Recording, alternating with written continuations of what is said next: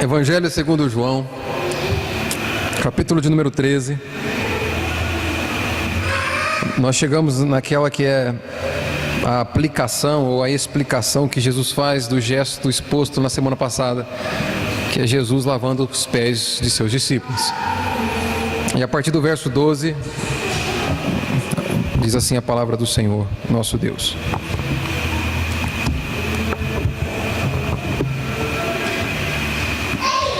Depois de lhes ter lavado os pés, tomou as vestes e, voltando à mesa, perguntou-lhes: compreendeis o que vos fiz?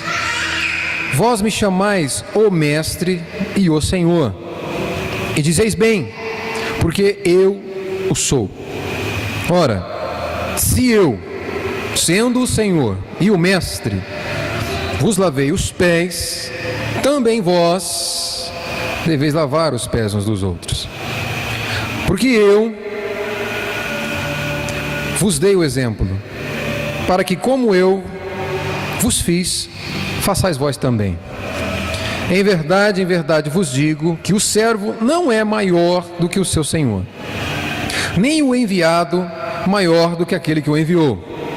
Ora, se sabeis estas coisas, bem-aventurados sois se a praticardes. Não falo a respeito de todos vós, pois eu conheço aqueles que escolhi. E antes para que se cumpra a Escritura: aquele que come do meu pão levantou contra mim o seu calcanhar. Desde já vos digo, antes que aconteça, para que quando acontecer, creiais que eu sou.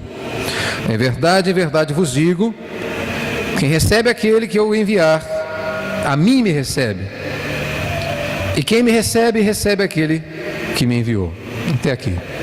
Oremos para que o Senhor nos abençoe com a exposição da sua palavra e Ele exalte o seu próprio nome, em nome de Jesus.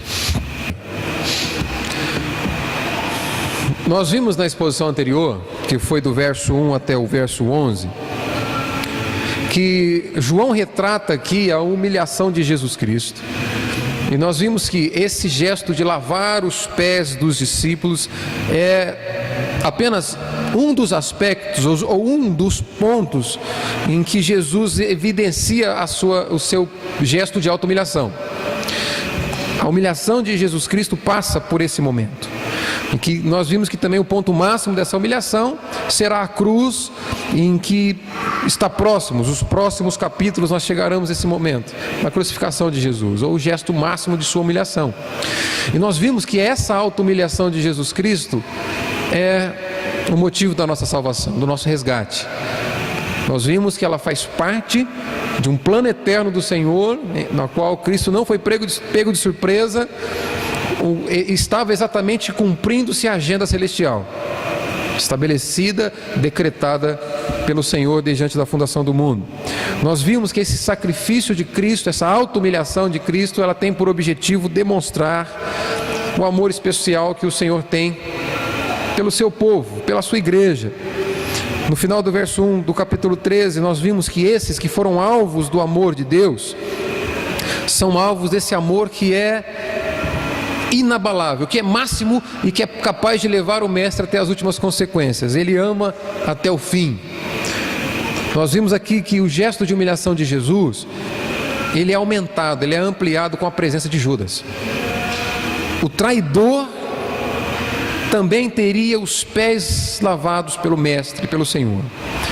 Nós vimos isso na semana anterior. E também nós vimos que esse gesto de Jesus Cristo em lavar pés de pecadores, em se humilhar, em colocar o Deus Todo-Poderoso em contato com essa limitação, com essa realidade humana, pecadora, para salvar pecadores, só seria possível por conta da fidelidade de Jesus Cristo.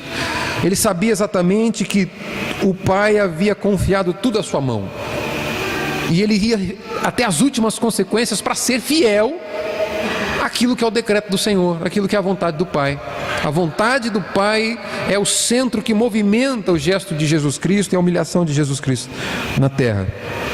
E nós vimos também, já antecipando alguns pontos aqui, depois dos discípulos serem chocados com o gesto de Jesus, Jesus vai levá-los ao entendimento do que significa esse símbolo. E no verso 8, ele vai dizer assim, João dizendo: disse-lhe Pedro: nunca me lavarás os pés. Respondeu-lhe Jesus: se eu não te lavar, não tens parte comigo. Jesus está mostrando aqui que esse gesto simbólico de lavar os pés dos seus discípulos apontava para algo muito maior. O propósito de Deus sendo realizado através do Filho, de purificar, de redimir pecadores através da sua auto-humilhação. Aqui, essa água lavando os pés dos discípulos apontava apenas para algo superior. O sangue de Cristo vertido na cruz, purificando pecadores, lavando pecadores. E aí nós fechamos com o entendimento que se não fosse pela auto-humilhação de Cristo, nós estaríamos perdidos. É por isso que Jesus vai dizer: se eu não te lavar, não tens parte comigo. Você não será participante desse propósito eterno de resgatar um povo particular para si mesmo, se eu não te lavar. Se o meu sacrifício não tiver você como alvo. Por isso que nós dependemos dele. Isso fica claro na exposição anterior que nós fizemos essa passagem. E nós entramos então nesse texto de hoje, e eu tiro desses versos que nós lemos dois ensinamentos. Um primeiro ensinamento que vai do verso 2 até o 16, e um segundo ensinamento que João nos dá, que vai dos versos 18 a 20. E pulei de propósito o verso 17, porque eu quero usar o versículo 17 para fazer uma ponte entre esses dois ensinamentos. O primeiro ensinamento que eu vejo aqui, dos versos de 12 a 16, João nos coloca aqui em contato, mostrando que através disso Jesus dá para seus discípulos uma lição de humildade. O melhor professor que poderíamos ter dessa disciplina, humildade cristã, coisa que não se ensina num seminário, numa faculdade, nem é mesmo com os recursos que nós temos na nossa vida. O melhor professor estava diante daqueles homens, nós podemos aprender com ele nessa noite. João relata isso e nós aprendemos aqui algo que é fundamental para a sua vida: humildade cristã. Nós temos aqui uma lição de humildade cristã. E nos versos 18 até o 19, até o 20, João vai nos apresentar que aquele que é o servo, que ensina a humildade cristã, também é o Senhor soberano. E a soberania, a autoridade soberana desse Senhor vai estar registrada nesses versos que nós vamos ver no segundo ensinamento desse texto. Então o primeiro é esse. Nós temos aqui uma lição de humildade cristã. E essa lição de humildade cristã, ela seria apresentada para os discípulos, seria vista no gesto de Jesus. Verso 12, acompanhe comigo. Essa lição de humildade cristã seria tirada através daquele gesto de Jesus Cristo. Verso 12, Jesus vai dizer assim: depois de lhes ter falado, na narrativa de João, depois de lhes ter lavado os pés, tomou as vestes e, voltando à mesa, perguntou-lhes: compreendeis o que vos fiz?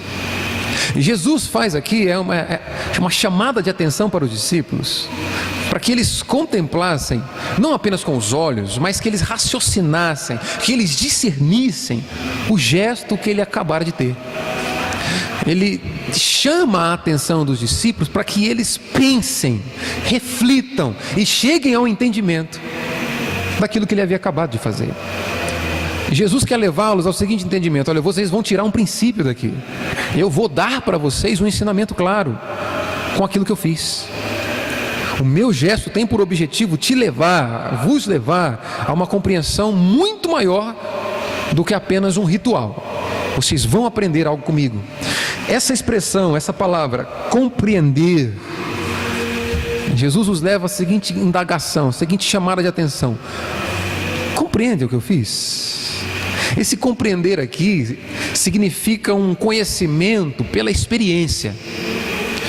É como se ele levasse o seguinte: olha, vocês precisam estar atentos ao que eu fiz, vocês precisam estar atentos ao significado daquilo que eu vos apresentei até aqui, para que vocês experimentem, para que vocês tenham o sabor do conhecimento, para que vocês experimentem pessoalmente, intimamente, o significado da minha doutrina, do meu ensino. Aprender com Jesus está relacionado diretamente a estar atento com o que ele fez e com o que ele fala.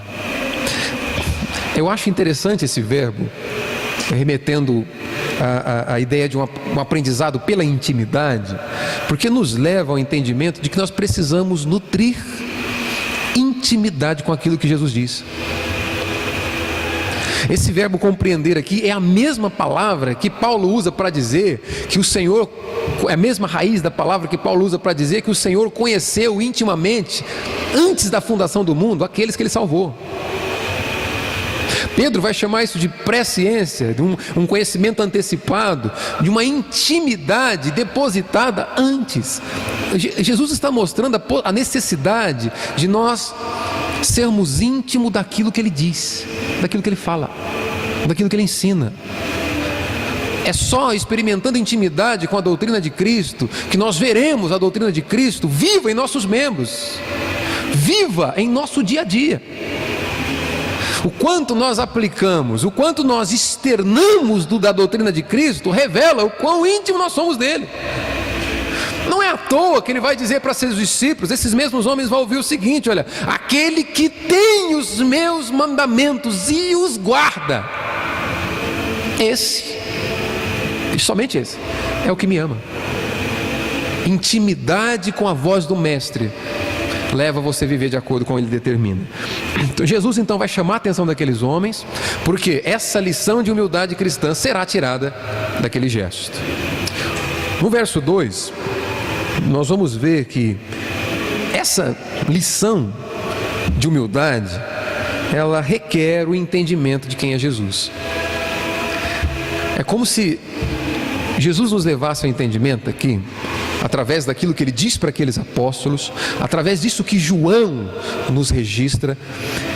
Entender, compreender essa lição passa pela necessidade de entender quem é Jesus. Olha só o verso 2, verso 13, perdão.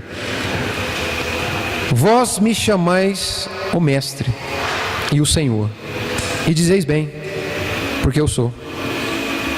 Perceba, essa lição de humildade passa pela necessidade de entender quem é Jesus. Percebe? Jesus vai dizer o seguinte: olha, vocês compreendem o que eu fiz? Vocês me chamam de mestre, vocês me chamam de Senhor, e dizem bem, porque eu sou tudo isso. Eu sou mestre, eu sou Senhor. Percebe que o que Jesus quer levar aqueles homens a pensar não é no gesto, não é no ritual de lava-pés. Jesus quer levar aqueles homens a pensar não no gesto, mas na pessoa que faz o gesto. A frase é: vocês compreendem? Essa é a pergunta. Vocês compreendem? Vocês me chamam de mestre e Senhor, e estão certos em afirmar isso, porque é exatamente o que eu sou. Jesus quer levar aqueles homens a entender o seguinte: olha, vocês só vão compreender a grandeza, o significado, a profundidade do meu gesto em lavar os pés de vocês, se vocês entenderem quem eu sou.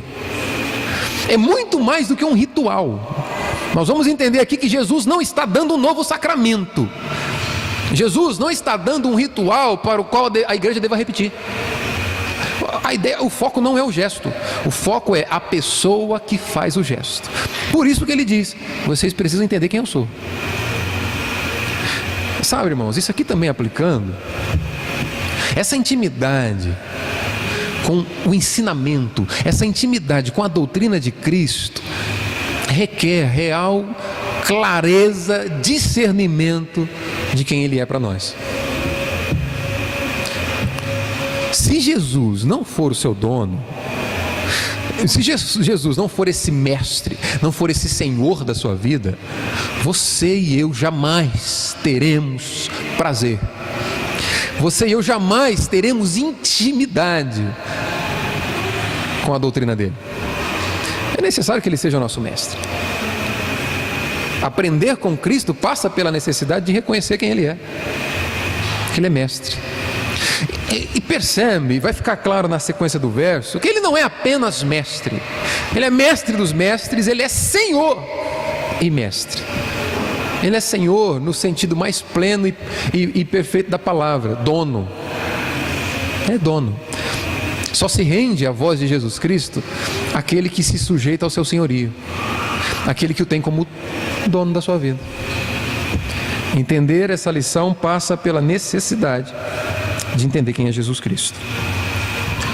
Outra coisa que a gente pode tirar daqui, ainda dentro dessa lição de humildade em que Jesus quer levar os seus discípulos, é que entender essa lição requer uma atitude de seus discípulos.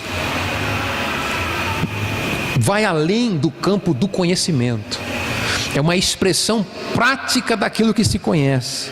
Olha o verso 14. Ora, se eu, sendo o Senhor e o Mestre, vos lavei os pés, também vós deveis lavar os pés uns dos outros. Aprender com Jesus Cristo passa a necessidade de entender que ele requer uma atitude daquele que aprendeu. Ele requer a atitude dos discípulos. Aqui eu quero abrir um parênteses, porque existem, dentro da tradição cristã, duas maneiras com as quais essa expressão, essa passagem é interpretada. Existem duas tradições que tentam interpretar esse texto. Uma interpretação legalista, farisaica, você vai entender o que significa farisaico, e uma interpretação verdadeira. Fica fácil você escolher. A interpretação legalista é aquela que se resume ou se detém à letra. A interpretação verdadeira é aquela que entende o espírito por trás da letra, entende o objetivo com o qual Cristo tem no seu coração para conduzir os seus discípulos. A interpretação legalista desse texto vai dizer o seguinte: olha, o que Jesus estabelece aqui é que a igreja repita o ritual dos lava-pés. Está vendo o que ele diz no verso 14? Ora, se eu, sendo o Senhor e o Mestre, vos lavei os pés, também vós deveis lavar os pés uns dos outros. Então é simples. Simples. O que Jesus quer ensinar aqui é que toda véspera de Santa Ceia a gente tira o sapato e lava os pés uns dos outros. Pronto, resolvemos o problema da passagem. É isso. Por isso que existem tradições religiosas que nesse período que antecede a Páscoa, vai lá um indivíduo e lava o pé de 12 pessoas, representando 12 apóstolos. Cumprimos aquilo que Jesus... Entendemos a palavra do Mestre. Essa é a interpretação legalista. E os fariseus eram especialistas em se contentar com o legalismo. Se eu lavar os pés, resolvi o problema. Mas percebe, o verso anterior nos mostra que Jesus não aponta para o gesto. Jesus aponta para quem teve o gesto. Ele não está dizendo: olha, vejam o que eu fiz. Preste atenção, a quantidade de água, a toalha, o vaso, a bacia, como que eu fui lavando os pés de vocês. E repitam. Não é isso que ele diz. Ele diz assim: vocês dizem que eu sou Senhor, vocês dizem que eu sou mestre. A ênfase não é no gesto, a ênfase é em quem tem o gesto. A ênfase não é na repetição do ritual, a ênfase é na humilhação daquele que é Senhor, daquele que é mestre, daquele que é Deus, lavando o pé de pecadores. Essa é a ênfase. Não vale nada você lavar o pé de alguém e continuar falando dele pelas costas. Não vale nada você lavar os pés de alguém e matar esse indivíduo no seu coração. Não, esses não resolvem o problema dessa passagem. O ensinamento aqui é muito mais profundo. Uma lição de humildade com aquele que é mestre. E percebe, o jogo de palavras de João é incrível. Porque no verso 13 ele diz: vocês me chamais mestre e senhor. Certo? Mestre primeiro, senhor depois. No verso 14 ele diz: ora, se eu sou senhor e mestre. Ele inverte. Porque naquele tempo, e ainda hoje, muitos resumem a Jesus como um grande mestre. Um grande mestre, um grande mestre que passou pela terra. Essa ideia de que ele morreu e ressuscitou, não, isso aí foi criado pelos discípulos, eles que inventaram essa história. Mas Jesus foi um grande mestre, um grande professor. João inverte as palavras para dizer o seguinte: a autoridade do ensino desse mestre está no fato dele ser Senhor. Por isso que Senhor vem primeiro. Ora, se eu, sendo Senhor e o mestre, vos lavei os pés, também vós deveis lavar uns os outros. A lição de humildade que nós vemos aqui, precisamos trazer em mente. Vai comigo, Lucas capítulo 22, verso 24, para te ajudar a contextualizar o que aconteceu e o que fez com que Jesus desse essa lição para aqueles homens. Lucas 22, 24.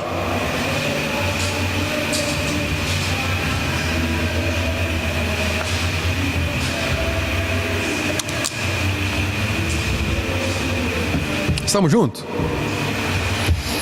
Lucas 22, verso 24. Esse era o contexto. Essa aqui, irmãos, era a expectativa dos discípulos. Era isso que eles pensavam acerca de reinar com Jesus. É esse entendimento equivocado que Jesus vai corrigir. Capítulo 22 de Lucas, verso 24 diz assim: suscitaram também entre si uma discussão sobre qual deles parecia ser o maior. Era isso que incomodava o coração dos discípulos. Eles vão perguntar para Jesus, eles vão questionar entre si: quem será que é maior? No teu reino, qual vai ser o meu cargo?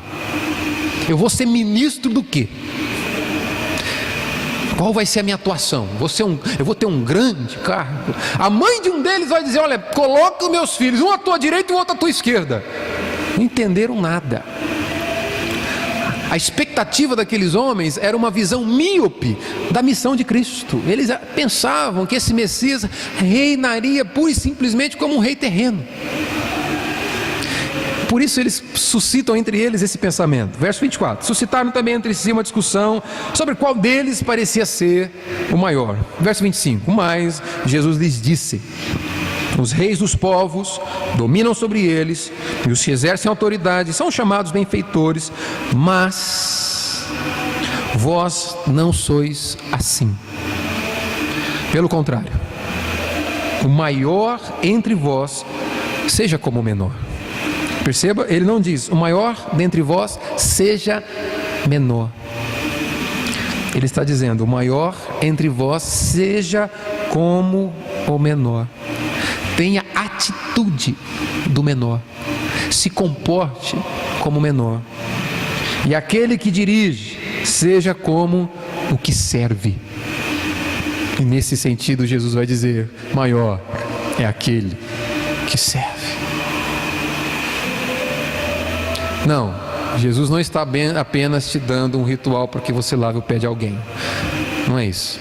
A lição é: olhe para mim, o maior de todos, lavando o pé de pecadores. Isso é humildade. Aprenda. Caso contrário, você não experimentará a vida cristã. Porque não há cristianismo sem serviço. Amém? Continuando aqui, outra coisa que a gente consegue tirar desses textos, ainda dentro desse ensinamento sobre essa lição de humildade. Essa lição de humildade aqui, apresentada por Jesus, tem como cumprimento a motivação, ela é cumprida como motivação o amor que o discípulo tem pelo mestre. Perceba, essa lição de humildade dada por Jesus, frisada, registrada por João, é levada a cumprimento, tendo como motivação, ou seja, o cristão, o servo, ele é capaz de cumprir, ele é capaz de viver essa lição, motivado pelo seu amor ao mestre. Verso 15: porque eu vos dei o exemplo. Eles poderiam pensar entre si, mas espera aí, quer dizer que então o objetivo não é ser o primeiro-ministro? Espera aí, eu não fui chamado, eu não passei esses 3 anos sendo treinados pelo Senhor para ser um grande executivo no teu reino, um grande cargo. Ora, por que eu devo me importar com humildade?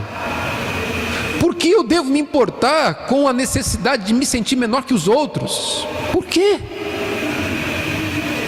Aqueles homens estavam ali, penso que tudo preparado, e como nós vimos na semana passada, eu não vou esticar muito dentro disso, tinha tudo, tinha água, tinha toalha, estava tudo preparado, faltava um escravo. Humana, essa natureza egoísta, arrogante e orgulhosa, o impediu aqueles homens de terem esse gesto, de enxergar no outro colega de ministério alguém digno de ter os pés lavados por eles. E a pergunta poderia ser: por que isso é importante? No verso 15, Jesus responde da seguinte forma: porque eu vos dei o exemplo, para que, como eu vos fiz, façais vós também. Viver humildade cristã, ter um estilo de vida de humildade, passa pela necessidade de amar aquele que manda fazer isso. Ninguém que não ama Jesus Cristo é capaz de experimentar uma vida de auto-humilhação. Jesus está colocando o seguinte: a referência sou eu. Tire seus olhos do ritual. Não olhe para o ritual, olhe para quem fez. Eu sou a referência, olhem para mim. Você só será capaz de experimentar isso na sua vida se houver em você aquilo que vocês enxergaram em mim. E Paulo coloca isso de uma forma muito clara para a igreja. Vai comigo lá em Filipenses capítulo 2. Deixa aí marcado. Filipenses capítulo número 2, verso 5. Diz assim, verso 5: tende em vós. É uma ordem, é um imperativo. Paulo está dizendo para a igreja: tende em vós o mesmo sentimento que houve também em Cristo Jesus. Agora olha aqui para mim. Paulo vem de um discurso mostrando o que é uma igreja que está em Cristo. Ele vai dizer a partir do verso 1 que aquele que está em Cristo encontra exortação, consolação de amor, comunhão do Espírito, entranhados afetos e misericórdias. Esses que estão em Cristo têm esses recursos abundantes com os quais ele pode se relacionar com a igreja. Paulo está mostrando as características de homens e mulheres salvos. Homens e mulheres salvos são capazes de construir comunhão na igreja, construir unidade na igreja. São capazes de completar a alegria do apóstolo, pensando a mesma coisa, tendo o mesmo amor, unidos de alma, tendo o mesmo sentimento. No verso 3, ele tinha acabado de dizer: nada façam por partidarismo. Não tenham o mesmo coração que os discípulos tinham antes de entender a obra de Cristo. Nada façais por partidarismo ou vanglória, mas por humildade, considerando os outros superiores a si mesmo. E aí poderia surgir uma pergunta: mas como que a gente faz isso? Como que a gente pode ser capaz do dia a dia como igreja considerar os outros superiores e servir os outros? O verso 5 nos responde de uma forma sublime. Lá em João 13, Jesus vai dizer para os seus discípulos: olha, olhem para mim, eu sendo Senhor e Mestre, ensinei. Você só será capaz de repetir olhando para mim, se os seus olhos estiverem em mim. Você só será capaz de importar o outro, se importar com o outro, a ponto de servi-lo, se nos seus olhos estiver como lente, eu como Senhor e Mestre. Olhem para mim. E aí Paulo repete a mesma ideia aqui, dizendo: tende em vós o mesmo sentimento que houve em Cristo Jesus. E é interessante essa palavra sentimento traduzida aqui por João Ferreira de Almeida. A NVI chama de atitude. Essa mesma palavra, sentimento, a NVI traduz por atitude. No grego significa as duas coisas. É interessante, porque sentimento e atitude são coisas diferentes. Você pode desejar, você pode sentir a necessidade de se importar com as pessoas e servi-las, mas não ter atitude de fazer isso. Você pode também até servir as pessoas, ter a atitude de servir as pessoas, mas no seu coração você não quer fazer, faz por obrigação. Quando Paulo escolhe essa palavra grega que significa as duas coisas ao mesmo tempo, não existe uma palavra em português que traduza ela. Por isso que ela significa as duas coisas ao mesmo tempo. Ele está mostrando o seguinte: olha, é necessário você olhar para Jesus Cristo e entender que Ele fez. Ele se humilhou. Havia em Jesus Cristo o desejo intenso de servir a Deus, servir ao Pai, se rebaixando à condição de homem e servindo. Mas não houve apenas o desejo, Ele fez. E Ele fez de uma forma amando aquilo que estava fazendo, por amor do povo de Deus. A mente de Cristo não era uma mente hipócrita.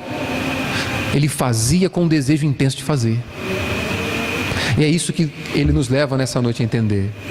Você só será capaz de aprender com o exemplo de Cristo se essa mesma atitude, movida pelo amor, estiver presente nas nossas vidas. Fazer por obrigação não é coisa de cristão.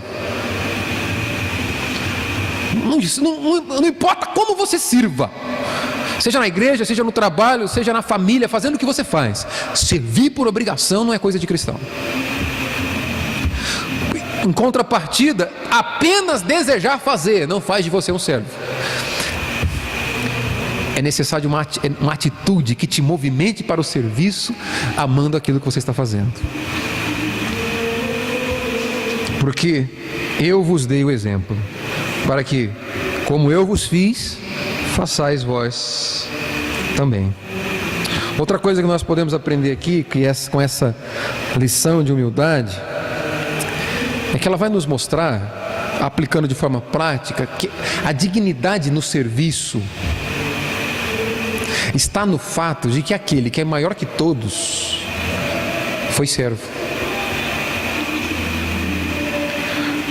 Verso 16: em verdade vos digo, que o servo não é maior do que o seu senhor, nem o enviado maior do que aquele que o enviou. Às vezes nós podemos ser levados, já aplicando para ganharmos tempo, a dificuldade para servir com excelência, para servir com amor, para servir com esse sentimento de Cristo, porque nós julgamos alguns serviços mais dignos que outros.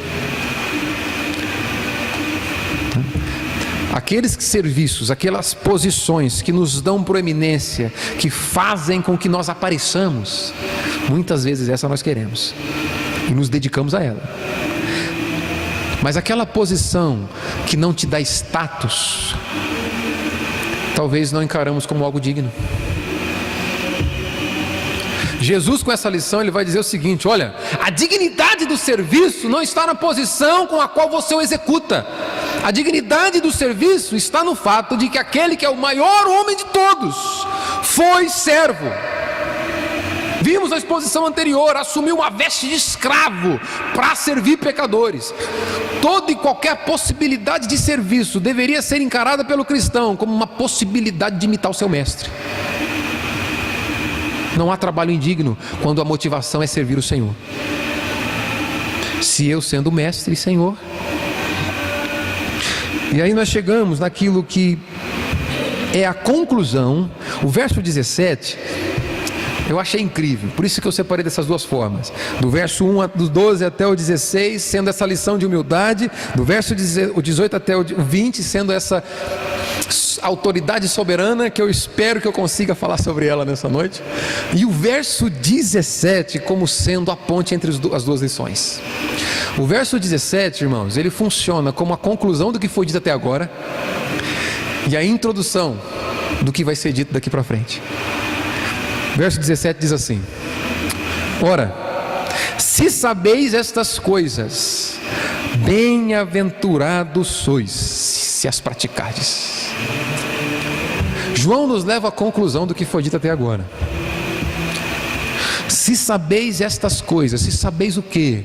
A necessidade de você olhar para o mestre, você aprender com o mestre, você repetir o gesto do mestre, servindo pessoas com as quais você julga menos importante que você. Se você aprender essas coisas, se você saber isso, bem-aventurados sois. Esse texto, esse versículo funciona como conclusão do que foi dito até agora, porque apresenta os resultados daqueles que aprendem a lição. O resultado de aprender a lição de Cristo é que você é verdadeiramente feliz. Esse é o significado da palavra bem-aventurado. É a mesma palavra lá do Sermão do Monte de Mateus 5. Bem-aventurado aqui é aquele, não é aquele que é feliz, é aquele que é verdadeiramente feliz. É um superlativo. Ele é feliz de verdade, ele tem plena satisfação, ele tem o real sentido da vida. Abrindo um parênteses, se Jesus estivesse usando esse texto para nos dar um lava-pés de exemplo, olha a conclusão que nós chegaríamos. No verso 17, Jesus estaria ensinando o seguinte: bom, o homem feliz de verdade, o homem que tem o real sentido da vida, o homem que é plenamente satisfeito, é aquele que participa de uma cerimônia de lava-pés. Faz sentido? Se esse fosse o ensinamento principal desse texto, Jesus estaria dizendo o seguinte: olha, feliz de verdade, sabe quando você vai ser? Quando você participar de uma cerimônia de lava-pés. Não é isso. Não. Ele está dizendo, olha, feliz de verdade, o homem que tem o real sentido da vida, a plena satisfação da existência, é aquele que entende que é possível imitar o mestre. Porque todas as coisas cooperam para o bem daqueles que amam a Deus. Todas as coisas cooperam para que esses sejam restaurados, feitos conforme a imagem de Jesus Cristo. Bem-aventurados sois quando você entende isso e procura imitar o mestre. Isso é bem-aventurança. Essa é a conclusão daquele que entende o ensinamento do mestre, procura fazer como ele fez. E esse verso 17 também serve como introdução para o desfecho da nossa passagem, porque ele vai nos mostrar que esse mesmo servo, ele é Senhor, que tem autoridade soberana para escolher. Tem eleição aqui.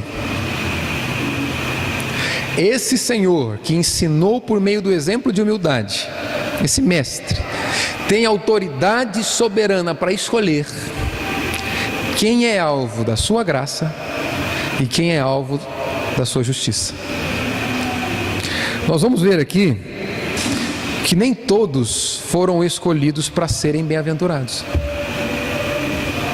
Está comigo? Nem todos foram escolhidos para serem mais que felizes. Verso 18: não falo a respeito de todos vós. Jesus vem da seguinte afirmação: bem-aventurados sois. se praticares isso. Mas não fala em relação a todos. Verso 18: não falo a respeito de todos vós.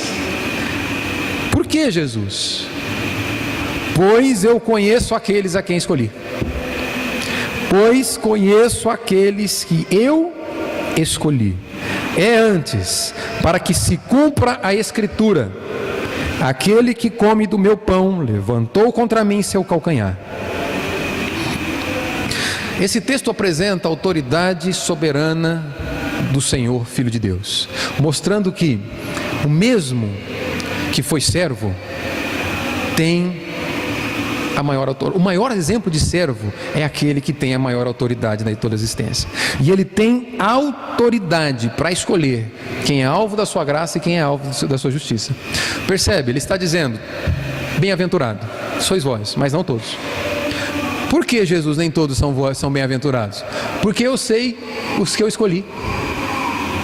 Eu conheço a quem escolhi.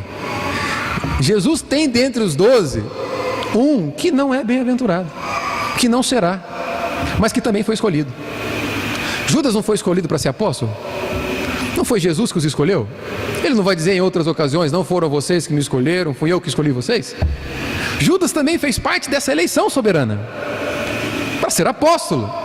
E aqui Jesus vai dizer o seguinte: olha, nem todos são bem-aventurados, porque eu sei quem eu escolhi, os motivos para os quais eu escolhi. A autoridade desse Senhor é clara quando Ele mostra que é Ele quem determina quem é alvo da sua graça. Aqueles que receberão a graça de serem bem-aventurados. É como se Ele estivesse dizendo o seguinte, para ficar mais, talvez uma tradução mais clara: todos vocês serão bem-aventurados se praticarem o meu ensinamento, mas nem todos. Eu escolhi todos para serem apóstolos, mas não escolhi todos com o mesmo propósito. Um dentre vós eu escolhi para que se cumpra as Escrituras. Qual Escritura, Jesus? Aquele que come do meu pão levantou contra mim o seu calcanhar. Jesus escolheu Judas para ser alvo da sua justiça, enquanto os demais seriam alvos da sua graça. Por que Ele faz isso? Porque o soberano da existência é Ele, não você. Pois eu conheço aqueles que escolhi. Conheço os propósitos para cada um deles. 11 dentre vós para serem bem-aventurados, um dentre vós para cumprir a Escritura. E a Escritura citada aqui é Salmo capítulo 41, verso 9, não precisa ler, abrir. Diz: aquele que come do meu pão levantou. A atitude é dele. Contra mim, seu calcanhar. O interessante disso, e o mistério a qual nós paramos, porque é insolúvel, sem solução. Apesar da eleição soberana ser um gesto de Jesus Cristo, a responsabilidade por ter traído Jesus é de Judas.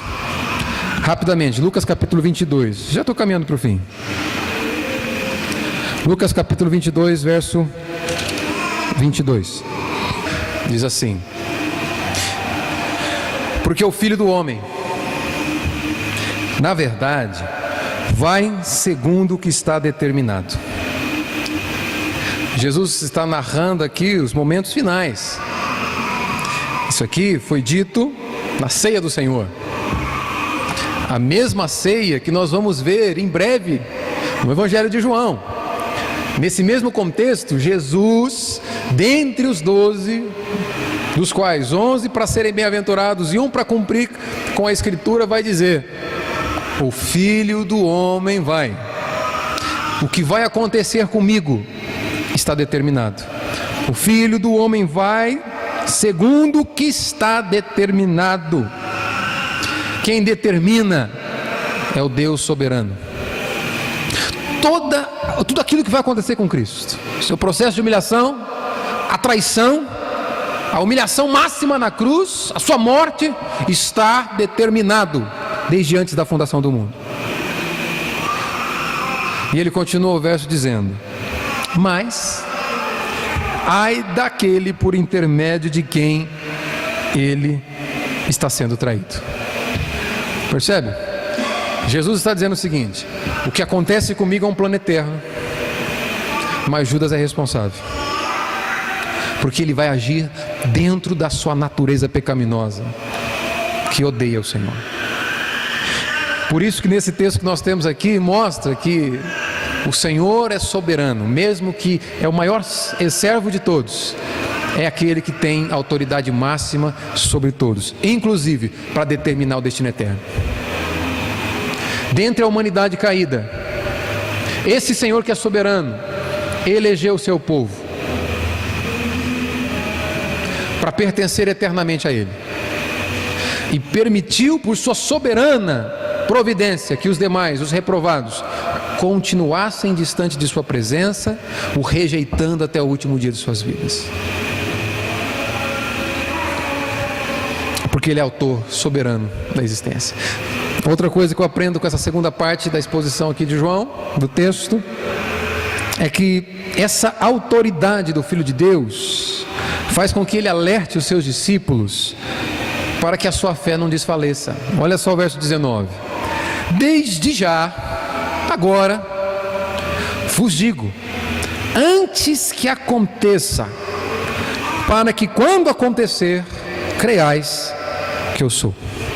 Essa autoridade, essa soberania de Jesus Cristo, esse seu poder eterno, essa sua onisciência, faz com que aquele mesmo servo, o mesmo que deu exemplo de humildade, também mostre a sua soberania e poder e onisciência, dizendo para eles, antes que as coisas acontecessem, para que quando acontecesse, eles se lembrassem que eles foram avisados, e isso fizesse com que a sua fé não desfalecesse, porque eles poderiam ser tomados do seguinte temor: mas espera aí, entre nós estava o traidor?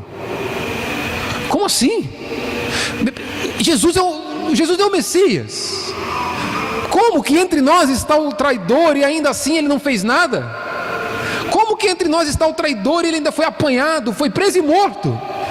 Jesus, com essa fala, está mostrando para eles o seguinte: ó, desde o início eu sei, e eu disse para vocês antes que tudo acontecesse, para que vocês creiam que eu sou. Essa expressão eu sou, ela é rara. Quer dizer, a palavra grega ego, eu, ela é rara nos escritos bíblicos, e ela aparece em expressões muito especiais, principalmente quando Jesus diz isso: eu sou. Ele está antecipando para que os discípulos tenham entendimento de que quando as coisas acontecerem, tudo aquilo que ele afirmou sobre si mesmo é verdade. Eu sou. E para fechar com o verso 20, Jesus mostra, João mostrando através do seu escrito, que essa autoridade soberana de Jesus continuará intacta, mesmo depois que o traidor se revelasse. Verso 20 diz assim: em verdade vos digo, quem recebe aquele que eu enviar, a mim me recebe. E quem me recebe, recebe aquele que me enviou. Jesus está reafirmando aqui o seguinte, para que fique claro: quando as coisas começarem a acontecer, a minha autoridade não mudou, a minha autoridade está intacta. Eu sou aquele quem envio vocês, e aquele quem receber o discurso de vocês, aquele quem me receber através de vocês, receberá também o Pai que me enviou. A autoridade de Jesus está intacta, mesmo após a revelação do traidor, porque Ele é soberano. Eu concluo com vocês aqui, irmãos. Nós aprendemos duas lições. Primeiro, uma lição de humildade. E para experimentar a humildade cristã, passa pela necessidade de você olhar para o Mestre. Você e eu jamais saberemos o que é ser o servo, se o amor ao Mestre não for a principal motivação do nosso coração. Nós jamais aceitaremos aquela posição de serviço que aos nossos olhos é insignificante, se a motivação para o servir não for o amor que nós temos pelo Mestre e Senhor das nossas vidas. E esse Mestre se revelou como aquele que tem toda a autoridade. A sua autoridade é inabalável. Ele é soberano. Ele é quem determina o destino dos homens. E é Ele quem resgata os homens de um destino de perdição eterna. A sua autoridade é inabalável. Ele é o nosso Senhor e nosso resgatador. E a Ele é quem nós louvamos.